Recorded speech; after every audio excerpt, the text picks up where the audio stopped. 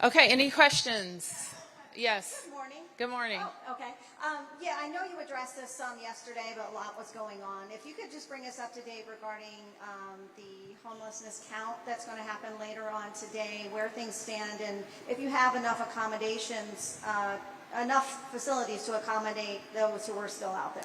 Well, we are, as I mentioned, every year we do what we call a point-in-time count, and we want to update that at this point so we know where our residents are and what services they need. And so we'll know more when we're done. Are there enough We have facilities? made additional shelter space available. I mentioned yesterday that while we don't know exactly where they would have entered from, I think the number was 81 more people had entered shelter, which is the goal.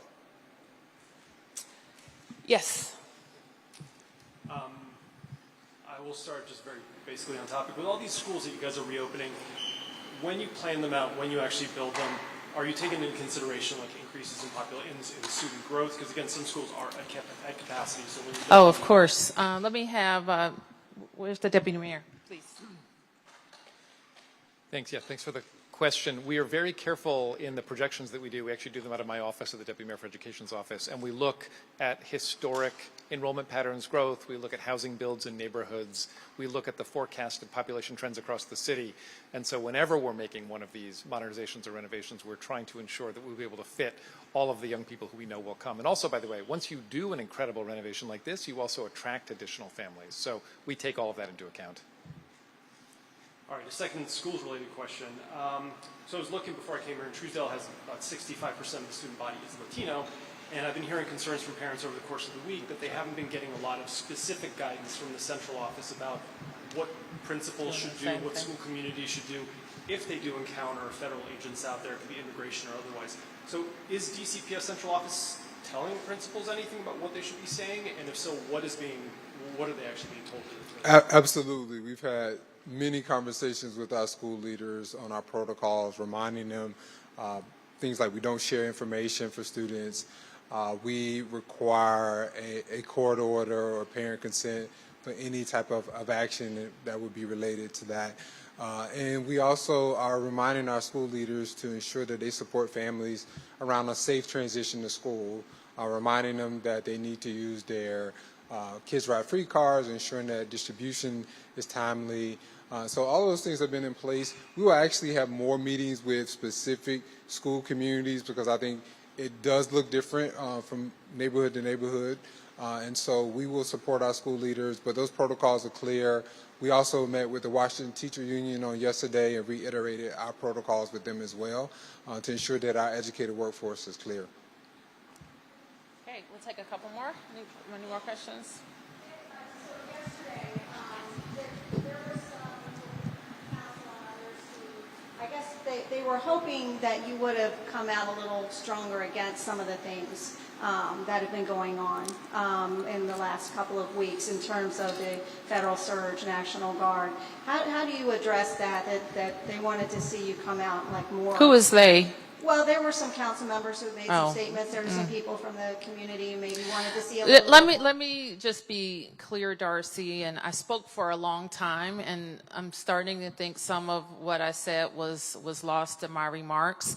Our North Star is protecting home rule and the district's autonomy in all things, especially during this last 8 months, where it has been clear that our autonomy has kind of been in the crosshairs. That's our North Star. Since the beginning of this federal surge of officers, it has always been my focus on, we didn't ask for any federal officers. We're driving crime down. But while they're here, how can we most strategically use them to accelerate the work that MPD has done? So that's our point. The next point is, how do we exit from this emergency that the president declared? We know what the law says. He can declare it for just about anything. It runs 30 days unless the Congress stops it. And so we communicated yesterday was the structure that I am putting in place, an emergency operations center that has 4 work streams that prepares the district to either request more or different federal law enforcement or receive the services of federal law enforcement in a way that enhances what MPD is already doing under the control of the chief. So that's what we talked about. I thought I made it very clear. What has not worked during this period of time is ICE terrorizing communities, especially with masks, and especially not having enough information about where people are. I've said that repeatedly. I'll say it again. What hasn't worked, in my opinion, and hasn't been efficient and is not on mission is National Guard troops, especially from other states. And so all of those things are part of our post-emergency planning and the framework that we will put in place to lead that. So there can be no confusion about whether an emergency is needed. Yep.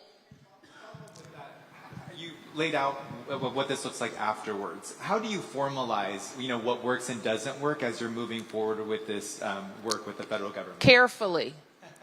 But is it an executive order? Well, I already mentioned to you that I'll be issuing a mayor's order that outlines, and we're getting, and we had a pretty good draft yesterday, but we learned some things even between yesterday and today that we'll include in the mayor's order. And I do mayor's orders all the time that outline how district government will operate on any given matter. Specify some of the agencies that you do want to be working with. Oh, thank you for, and I keep forgetting to say that, because we work with the FBI all the time, the DEA, the ATF, National Park Police, and United States Capitol Police all the time. And those are law enforcement agencies. Now, typically, they work with us on higher level crimes. And one was just announced the other day at the U.S. Attorney's Office, where people involved in either high level drug and gun or even human trafficking operations. But they also have officers who have experience on the street. Any other questions? Okay, thank you, everybody.